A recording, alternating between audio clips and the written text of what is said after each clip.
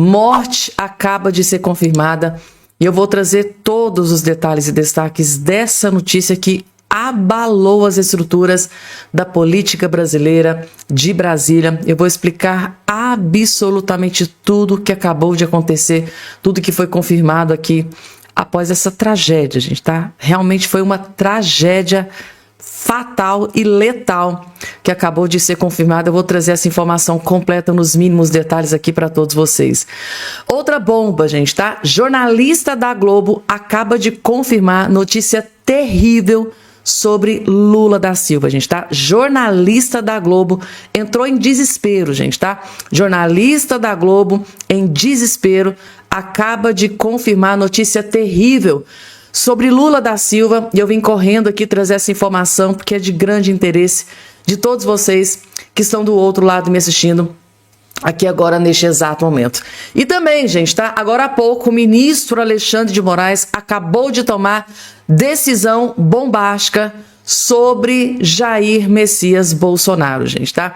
Agora, neste exato momento, Alexandre de Moraes acaba de tomar decisão bombástica sobre Bolsonaro e essa informação também é de muito interesse de todos vocês. Afinal de contas, o que é que o Alexandre de Moraes acabou de decidir? Será que é notícia boa? Será que é notícia ruim? Essa informação também vai estar aqui nesse boletim, gente, tá? Resumindo para vocês, gente, clima tá extremamente tenso na política e eu vou explicar absolutamente tudo para vocês. Rapidinho, antes de tudo e qualquer coisa, não esqueçam de se inscrever, porque eu tô vendo que tem muita gente que tá sempre me acompanhando, tá sempre me assistindo, inclusive agradeço imensamente a presença de cada um de vocês que estão sempre passando por aqui, prestigiando aqui o nosso trabalho, que a gente faz com muito amor e carinho. A gente sempre procura trazer notícias checadas para que vocês não consumam fake news e, claro, gente, tá? Notícias de altíssima qualidade. É o que você sempre encontra quando você abre um vídeo do canal Fabiana Cardoso. Então, carinhosamente convido todos vocês a fazer parte aqui da nossa família, lembrando que é totalmente gratuito, é rápido, fácil, automático, não paga absolutamente nada. É só você olhar aqui embaixo do seu vídeo, vai ter aí a palavrinha chamada inscreva-se, inscrever-se, ou vai estar de cá ou tá de cá. É só você fazer isso aqui, ó, clicar em cima, na hora. É automático, não precisa fazer mais nada. Clicou, do jeito que tá aqui que eu mostrei para vocês, já vai estar automaticamente e gratuitamente inscrito aqui no nosso canal e sejam muito, muito bem-vindos a fazer parte aqui da nossa família. Vamos lá, gente, porque aqui agora a notícia não é boa pro Lula. Ao que tudo indica, a vida do Lula nessa campanha eleitoral, nessa eleição, não vai ser nada fácil. Oposição aciona o Tribunal de Contas da União contra gastos de publicidade do governo em ano eleitoral. Porque, gente, se a oposição não fizer isso aqui, o Lula vai torrar o nosso dinheiro como se não houvesse amanhã. Tem que parar esse homem. Porque, gente, é impressionante o que o Lula tá gastando no nosso dinheiro para se perpetuar no poder. Alguém tem que parar esse homem. E tá aqui. O senador Rogério Marinho, líder da oposição no Senado e coordenador da pré-campanha do Flávio Bolsonaro à presidência, pediu nesta última terça-feira ao TCU que investigue supostas irregularidades nos gastos com publicidade institucional no governo Lula, do PT, em ano eleitoral. Parece que o Lula está gastando muito além do que ele poderia gastar. A representação apontou indícios de extrapolação no limite legal e desvio de finalidade por parte da Presidência da República e da Secretaria de Comunicação da SECOM, do Sidônio, né? Segundo o senador, até dia 18 de junho, os empenhos com publicidade institucional em 2026 já somam... Meu Deus, não, isso não pode ser verdade. 785... O Lula já torrou quase 1 bilhão. Eu tô chocada com isso aqui, gente. O Lula realmente tá desesperado para se perpetuar no poder. Meu Deus do céu, gente. Tudo dinheiro nosso que poderia estar indo aí, ó, sendo utilizado, poderia estar sendo utilizado para construir escolas, construir hospitais, casinhas populares para distribuir para famílias carentes, cestas básicas, remédio para o SUS, UTIs, hospitais aí em municípios que nem UTI tem, e o Lula torrando nosso dinheiro fazendo propaganda. Meu Deus do céu, gente. Será que os petistas dormem com a consciência tranquila quando vê uma notícia como essa aqui? 785 Até agora. Isso aqui até agora. Só em 2026. Gente, isso aqui é muito dinheiro. Vocês têm noção de quase R$1 bilhão o Lula torrando para fazer propaganda? É surreal isso aqui, gente. Eu fico furiosa. Como é que a gente não fica furiosa com uma coisa dessa? Atendimento no SUS, uma porcaria. Você chega numa farmácia popular procurando remédio, não tem. Aí o seu filho passa mal, precisa de uma UTI, caso de vida ou morte lá no hospital, não tem UTI. E o Lula torrando R$1 bilhão. Quase R$1 bilhão. Com propaganda, gente. Com publicidade, meu Deus. E aí, petezada? Os petistas, será que tem algum... Eu sei que tem petista que acompanha o nosso canal. Vem cá pra xeretar, pra ver o que a gente tá falando. Aqui eu vou falar com petista. Você aí, petista que tá me assistindo. Você dorme com a consciência tranquila que você fez o Hélio, votou no Lula, pediu voto pro Lula. É isso aqui que você queria? O Lula torrando o nosso dinheiro como se não tivesse amanhã? Você dorme com a consciência tranquila? Graças a Deus essa culpa eu não carrego. Nem eu e nem minha família. Graças a Deus aqui ninguém votou no Lula. E agora, gente, jornalista da Globo entra em desespero, tá? E acaba de confirmar uma tragédia pro Lula, gente, tá? Jornalista acaba de confirmar uma notícia que é considerada uma tragédia pro Lula. Ao que tudo indica, as previsões do Lula vão se concretizar para desespero dele, né? Porque o Lula tá desesperado com a possibilidade de Donald Trump interferir nas eleições aqui no Brasil. E ao que tudo indica, parece que Trump realmente tem intenção de interferir nas eleições aqui no Brasil. Trump publicou uma postagem indicando que pretende interferir nas eleições do Brasil, se colocando como líder de uma nova corrente política. Vejam o desespero dos jornalistas ao revelar que parece que Trump realmente vai interferir nas eleições do Brasil. O Lula, gente, deve estar desesperado, deve estar desnorteado. Eles não fazem ideia dos planos de Donald Trump. Vocês vão assistir e vão ver. Vejam o desespero. Vou fazer uma transição aqui porque eu quero te ouvir sobre um outro assunto importante. Uma postagem de Donald Trump hoje indicando que ele pretende sim se meter. Vou fazer uma transição aqui porque eu quero te ouvir sobre um outro assunto importante. Uma postagem de Donald Trump hoje indicando que ele pretende sim se meter na eleição brasileira de outubro. E não é a primeira sinalização nesse sentido, né, Pontual? Exatamente, Renata. Hoje, em sua rede social, Donald Trump republicou uma reportagem que atribui a ele próprio resultados eleitorais na América Latina. A matéria lista os 8 países atualmente governados pela direita e fala em alinhamento com os ideais trumpistas, como nacionalismo econômico, segurança das fronteiras, antissocialismo, entre outros. O texto coloca Trump como líder de uma nova corrente política. A reportagem ainda destaca a eleição presidencial de outubro no Brasil, como o próximo grande teste de Trump, após vitórias conservadoras na região. Diz que seria a disputa mais importante do hemisfério e que o processo eleitoral brasileiro tem sido alvo de intenso debate sobre a integridade do sistema de votação.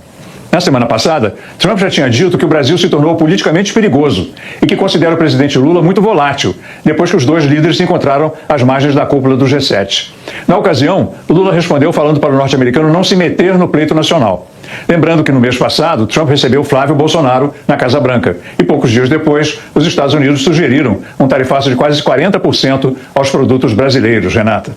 Pontual, muito obrigada, bom descanso para você. Aí, gente, tá o nível do desespero, né? Vocês viram nitidamente. Brasileiro. Por que eu parei aqui nessa tela, gente, tá? Vejam aquela frase, aquela ali, ó, a frase de cima aqui, ó. Ó, próximo grande teste é o Brasil. Então, segundo, né, uma publicação retuitada repostada por Donald Trump, próximo grande teste de Donald Trump será o Brasil, porque o Donald Trump está tendo vitória por onde ele passa, né? Aonde tem um candidato de direita que é candidato, que tem o apoio de Donald Trump, esse candidato está vencendo. Tanto é que a direita está fazendo uma varredura na América Latina e na América do Sul. Os candidatos apoiados por Donald Trump estão todos vencendo a esquerda, estão derrotando a esquerda e fazendo uma limpa na América Latina.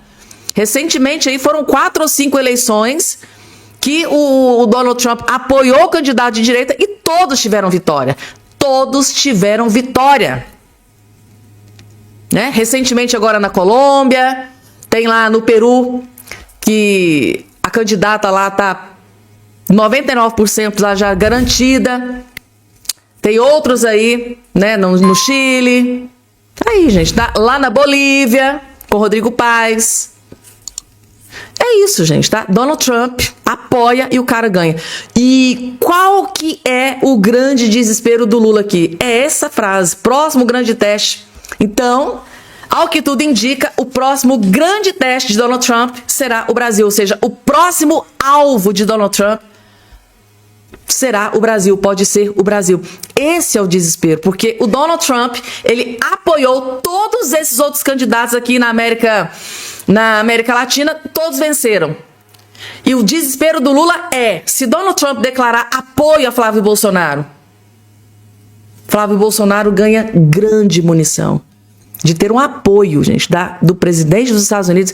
Isso é uma munição sem precedentes. E o Lula sabe que o apoio de Trump para Flávio Bolsonaro tem um impacto gigantesco na campanha do Flávio. Pensem, gente, tá no desespero que deve estar Lula da Silva. Vocês viram o desespero aqui dos jornalistas? Isso aqui é tudo esquerdista, ó. Para eles aqui, eles querem o Lula na presidência, porque o Lula jorra milhões dessas mídias esquerdistas. Desespero tomou conta do Congresso, do Palácio do Planalto. Desespero tomou conta do Palácio do Planalto, do governo Lula, da esquerda, do PT e principalmente do Lula, gente, tá? Lula, segundo informações aí preliminares, tá extremamente preocupado com essa publicação do Donald Trump nas redes sociais, indicando que ele ajudou esses outros candidatos, né? Agora, o próximo grande teste para o Donald Trump pode ser exatamente o Brasil. Donald Trump, então, pode interferir na eleição no Brasil e apoiar Flávio Bolsonaro. Aí, gente, aí o Lula surta de vez. Vamos lá, porque tem mais. Inclusive, só para lisura da informação, você sabe que eu gosto sempre de trazer a fonte, né? Trump compartilha artigo que cita eleição brasileira como próximo desafio. Então, Trump compartilha artigo, né, que está sendo interpretado como o próximo alvo de Donald Trump. Donald Trump ajudou os outros candidatos e parece que o próximo alvo é o Brasil e, ao que tudo indica, ele deve sim declarar apoio explícito a Flávio Bolsonaro. Pode ser um dos motivos, né, pelos quais o Donald Trump andou aí cutucando, né, dando umas caneladazinhas no Lula, né, recentemente. Aí foi lá no G7, depois uma entrevista que ele concedeu, né, dizendo que, ó, Lula pra mim nem fede nem cheira, nem me lembro. Basicamente ele disse que nem lembra que Lula existe. Tá aí, gente, tá? As coisas começam a fazer sentido. E agora, gente, Alexandre de Moraes acaba de tomar decisão sobre Bolsonaro. Moraes dá 48 horas à PGR para opinar sobre arma que pode afetar a prisão de Bolsonaro. Agora é que são elas, gente, tá? Agora eu quero ver o que é que esses dois vão fazer. Porque, assim, eles sempre decidem juntos, né? Unha e carne. Muitos interpretam que aqui é unha e carne. Ontem à noite eu trouxe informação para vocês de que o governo americano mandou recado, né? O Eduardo Bolsonaro teve várias reuniões lá com autoridades do governo americano. E ontem à noite o SBT News revelou a notícia de que, a depender da decisão que o Moraes tomar, ele pode ser sancionado com a Lei Magnitsky novamente. Se você não assistiu, assista, gente, tá? O último vídeo, acho que foi o último vídeo que eu postei aqui ontem no canal. O último vídeo que eu postei aqui ontem no canal, se não foi o último, foi o penúltimo, eu não me lembro, gente. Uma memória não é muito boa. Eu postei, gente, tá? Que o governo americano, tá? Confirmou que se Alexandre de Moraes mandar o Bolsonaro de volta para a prisão, de volta para a cela, para regime fechado, o governo americano pode sim, isso pode ser um motivo Pode ser um motivo que o governo americano pode aplicar a sanção Lei Magnitsky contra o ministro Alexandre de Moraes novamente. Eu expliquei tintim por tintim essa bomba num boletim que eu publiquei ontem aqui nesse canal para vocês. Agora é que são elas, né? Agora eu quero ver qual que vai ser a decisão aqui desses dois. Paulo Gonet já deve estar sabendo dessa notícia, porque amplamente o Eduardo Bolsonaro publicou 2 vezes nas redes sociais dele. Sim, eu tive encontro com autoridades dos Estados Unidos, fui sim para pedir a Lei Magnitsky, o retorno da Lei Magnitsky no ministro Alexandre de Moraes. Ele deixou bem claro que não está com medo de ordem de prisão, de nada. Ele foi lá, ele e o Paulo Figueiredo, também para pedir a reaplicação da Lei Magnitsky de volta no Moraes. E o SBT News entrou em contato com agentes lá do governo americano e perguntou: isso é verdade? Mas o que o Moraes pode fazer ou fez que pode acontecer uma Lei Magnitsky? Aí o colunista do SBT News perguntou: se o Moraes mandar o Bolsonaro de volta para a cadeia, para a prisão, isso é o motivo para ele ser sancionado pela Lei Magnitsky? E a resposta do governo americano foi que sim. Se o Moraes mandar o Bolsonaro de volta para a prisão, em regime fechado, esse sim seria considerado motivo suficiente para que ele fosse sancionado novamente com a Lei Magnitsky. Ou seja, o governo americano mandou um duríssimo recado para o ministro Alexandre de Moraes. O que é que vocês acham que vai ser a decisão dele? Coloca aqui embaixo a opinião de vocês, gente, tá? E agora, gente, não trago notícias boas, gente, tá? A política brasileira está de luto neste dia de hoje. Eu posso confirmar para vocês com toda certeza. O que aconteceu aqui, gente, foi uma tragédia sem precedentes. Uma mulher linda, gente, tá? Inteligente, deputada estadual Graziele Machado, morre aos 45 anos em Campo Grande. A mulher, gente, linda, muito bonita. Teve um fim trágico, gente, tá? Eu vou trazer aqui uma possível causa da morte que eu fiquei, assim, estarrecida. Mas primeiro vamos entender o que aconteceu. A ex-vereadora de Campo Grande e ex-deputada estadual Graziele Salgado Machado morreu na madrugada desta quarta-feira, aos 45, gente, muito nova, gente, tinha toda uma vida pela frente. Ela estava internada havia 2 dias no hospital de Cassens, na capital, né? E aqui a causa da morte não foi divulgada, mas existe uma suspeita. E é isso que eu fiquei estarrecida. Deixa eu trazer aqui essa matéria também, que está trazendo alguns detalhes mais importantes. Então, a causa da morte não foi divulgada e ela, inclusive, está aqui. É aqui. Ó. A morte da ex-vereadora e ex-deputada estadual Graziele Machado, aos 45 anos, nessa quarta-feira, pode ter uma causa: contaminação de camarão contaminado pela bactéria Salmonella em Campo Grande. Gente, ela pode ter sido contaminada por uma bactéria de um camarão que ela comeu. Nos bastidores, amigos próximos citam que a filha do deputado, inclusive, gente, tá?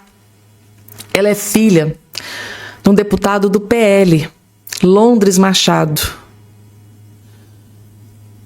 Amigos próximos citam que a filha do deputado Londres Machado teria passado mal após comer o crustáceo há 2 dias. Assim que ela comeu, ela começou a passar mal. Então eles estão ligando essa questão à causa da morte dela. Há 2 dias. Então, horas depois, ela foi hospitalizada com um quadro alérgico. A informação inicial é de que a causa da morte se deu por infecção generalizada, porém não confirmada pelo hospital da Cassens, onde a paciente estava. Apesar de todo o amparo médico, a vítima faleceu nessa madrugada. Ela era filha, gente, tá, do deputado Londres Machado, filha do deputado estadual Londres Machado, do PL, líder do governo na Assembleia Legislativa do Mato Grosso do Sul. E da ex-prefeita de Fátima do Sul, né, Hilda Salgado. Então, é filha de políticos, né, de raiz, muitos anos enraizados na política brasileira. Então, filha de parlamentar do PL não resistiu, após 2 dias veio a óbito, morreu. Eu fiquei consternada com isso aqui, gente. Então, uma mulher linda, jovem ainda, 45, tinha tanto tempo pela frente. Salmonela, meu Deus do céu.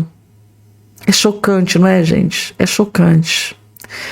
Que Deus conforte o coração dos familiares, dos amigos, e que Deus a receba de braços abertos. Como vocês bem sabem, o ministro Gilmar Mendes foi encurralado por uma jornalista ali dentro do Roda Viva, né? Principalmente com relação à questão da divulgação, né, das agendas. Por que ministros da Suprema Corte, por que autoridades de Brasília têm essa mania, né? Porque eles são funcionários públicos, recebem dinheiro público. Por quê? Agenda tem que ficar sob sigilo. O que é que eles tanto tentam esconder? A jornalista fez essa pergunta, ele deu a resposta dele, aí a nossa queridíssima Marina Helena descobriu e revelou uma bomba, gente, tá? Marina Helena diz que o STF está com medo. Marina Helena diz que ministros estão com medo. Agora, medo de quê, Fabiana? É bombástico, gente, tá? Agora vocês vão entender o motivo por que os ministros não revelam, não deixam as suas agendas públicas, né, de tudo que eles fazem, quando que eles recebem, né, pelos eventos, pelas palestras que eles dão fora, né, do STF, as suas agendas. Por que eles nunca mostram, né, publicam, deixa público para todo mundo ver, para todo mundo checar, para todo mundo visualizar? Por que o desespero? Por que o medo? Marina Helena diz que eles estão com medo. Medo de quê? Vocês vão descobrir agora. Um vídeo bombástico. Bom, quanto à agenda, a minha é pública, eu não tenho a menor dificuldade. Não cadeta, ministro. Poxa vida, olha, todo mundo que foi fora de Lisboa me encontrou lá. Não, mas cadeta. E certamente não era lá que eu ia me esconder. Gente, olha, eu vou falar. Até quando que a gente vai aguentar esse tipo de coisa, né? Ele claramente ali, ele tira um sarro com a nossa cara, né?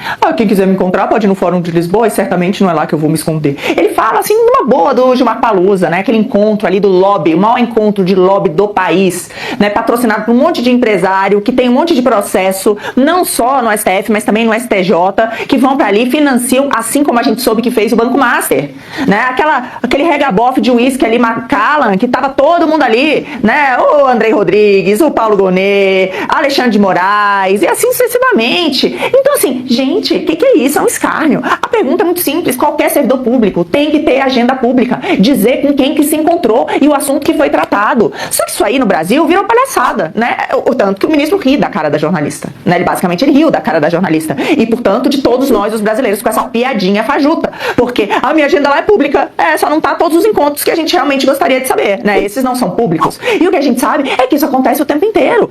Então, assim, é uma risada. Olha, o servidor público, ele tinha que estar ali sim, entender quem é que apareceu, quando, qual o assunto que foi tratado, mas a gente está vendo que o Banco Central teve reunião que não estava na agenda, que Luiz Inácio da Silva teve encontro com o Vocário que não estava na agenda, a gente está vendo aí os ministros supremos têm encontro o tempo inteiro, nada na agenda, mensagens trocadas, e assim sucessivamente. É um escárnio total. A maneira... Vocês viram como ele estava nessa entrevista? Sinceramente, se comportando ali? Ele realmente se acha o último biscoito do pacote, como quem diz assim, eu que mando aqui, nisso aqui, em tudo. Porque mesmo, no Supremo Tribunal, é ele que manda. E quem manda no país é o Supremo Tribunal Federal. Logo, quem é que manda no nosso país? Então ele vai ali com a maior tranquilidade. E eu fiquei bastante preocupada quando ele falou do André Mendonça. Teve 2 momentos ali que eu achei bastante críticos. Um vai aparecer aí ainda, que é quando ele fala da questão da delação, do Vocário e tal. Mas teve um outro em que ele fala, olha, o André Mendonça teve uma conversa aí esquisita. Porque parece que o advogado do Vocário procurou o ministro para levar uma delação. Ele não pode ter acesso a isso, né? Porque o relator do caso não pode investigar. Mas peraí, e o Alexandre de Moraes, ministro? O Alexandre de Moraes, a gente viu ali ele conduzindo inquérito. Ele tá falando isso, olha, o André Mendonça é o relator, ele não pode conduzir o inquérito. Muito bem, e o Alexandre de Moraes? O que você me diz de toda a face da trama golpista? De todos aqueles... A gente viu, inclusive com o Mauro Cid, que era o delator ali, ele coagindo o Mauro Cid. Aí pode, ministro? Aí tá tudo certo? E o André Mendonça, sabiamente, já disse, eu não tive acesso a nenhuma delação. Me procuraram com um papo esquisito e eu mandei correr. Foi isso que ele disse, ali no confronto com o Gilmar Mendes. Mas o Gilmar Mendes já tá procurando, já tá querendo dizer isso. A gente sabe disso, ele tá procurando como anular tudo. É inacreditável, embaixo do nosso nariz. E ele fala isso. Ele fala isso no Roda Viva, ele fala isso na lata do André Mendonça, naquele julgamento que ele trouxe do nada pra mandar o pai do Vocaro pra casa, que a gente ficou aqui com calafrio achando que podia ser que o Nunes Marques acompanhasse ali. Então, é isso. O Gilmar olha e ri da nossa cara. Ele ri da nossa cara com um sorriso de quem manda no país sem nunca ter tido sem nunca ter precisado pedir um voto. Porque você acha que Gilmar Mendes sai na rua? Você acha o brasileiro quando vê Gilmar Mendes? Aliás, aquele negócio ali do STF mostrou claro. Qual é o ministro do Supremo mais odiado pelos brasileiros?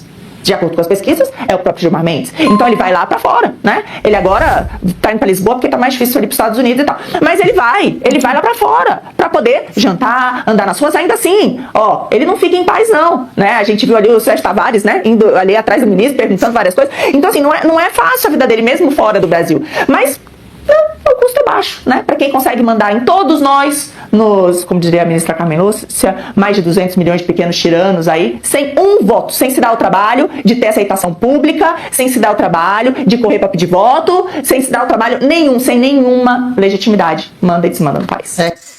É impressionante, gente. Sem receber um voto sequer, o cara manda e desmanda no Brasil. E ele tem essa convicção de que é o todo-poderoso, que ele é o intocável. E realmente, gente, tá uma coisa que me chocou ali durante aquela entrevista. Ele ria da cara das jornalistas o tempo inteiro. As jornalistas estavam ali, gente, se esperneando, se descabelando, tá? Encurralando o ministro, tentando encurralar o ministro, né, Gilmar Mendes. E o tempo todo aquelas respostas, aquelas patifarias de resposta, né? Rindo na cara das jornalistas. Mônica Bergamo sabonetando, né? Como sempre. Quando chega ali na frente dos bambambam, a perna treme, né, Mônica Bergamo? Que uma coisa é você falar na Band News, outra coisa é você falar na Folha de São Paulo, outra coisa é tá na frente do intocável, né?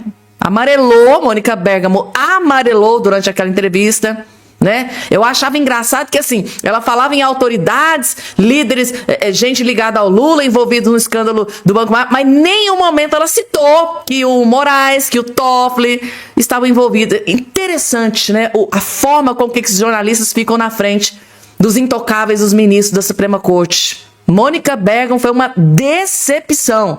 Mas também dali não pode esperar nada, né, gente?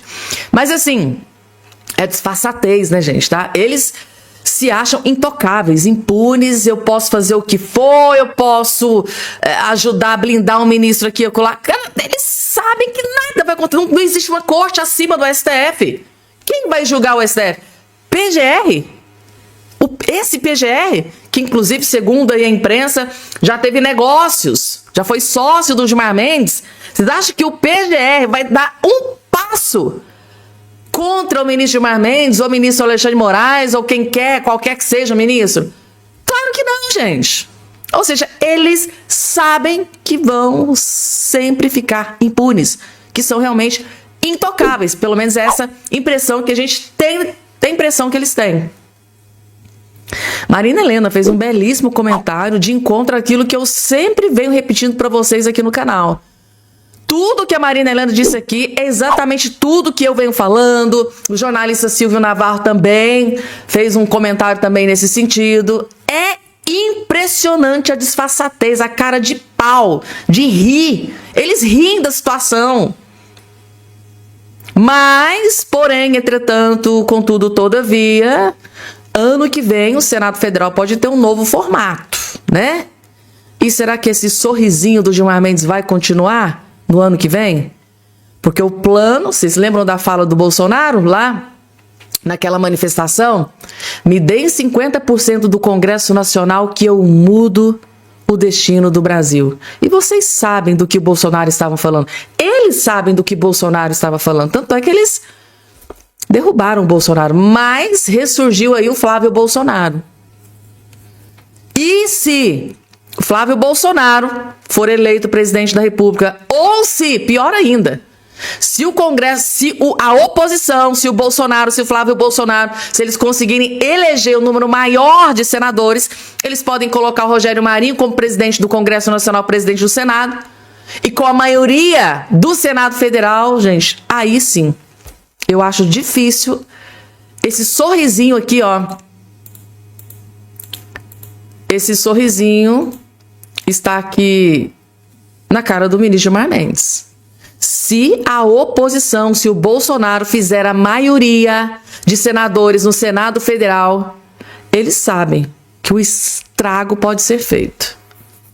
Preciso nem dizer o que, né? Pra vocês. Vocês são inteligentes, gente, tá? O que eu gosto aqui desse canal é que aqui tem muito inscrito inteligente. E vocês sabem o que pode acontecer com a oposição tendo o maior número de senadores lá dentro, né? Do Senado Federal. Vocês sabem, né?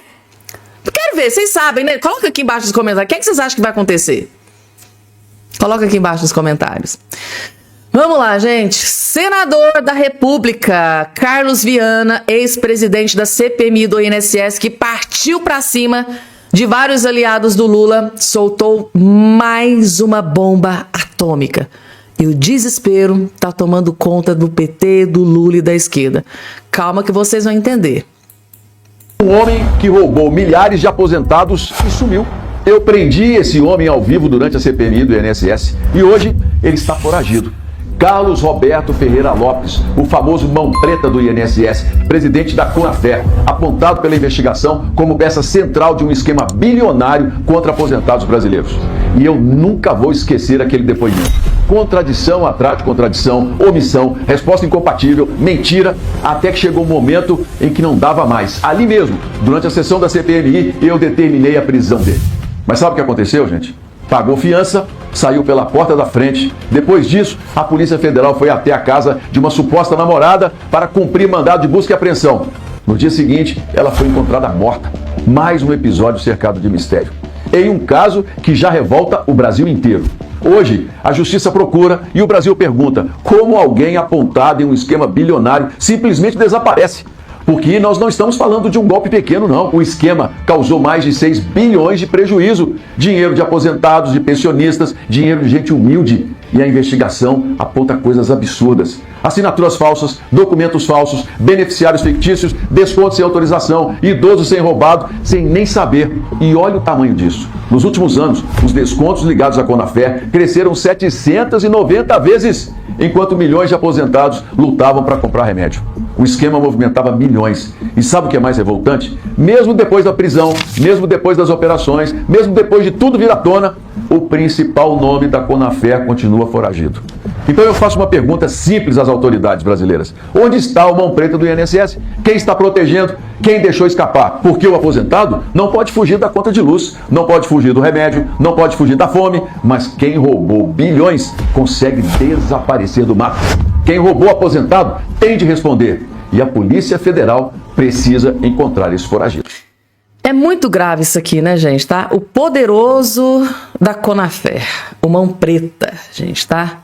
Ele sim, Carlos Viana, deu voz de prisão, ele foi preso pela Polícia Legislativa, pagou fiança, saiu e tomou Doril e sumiu.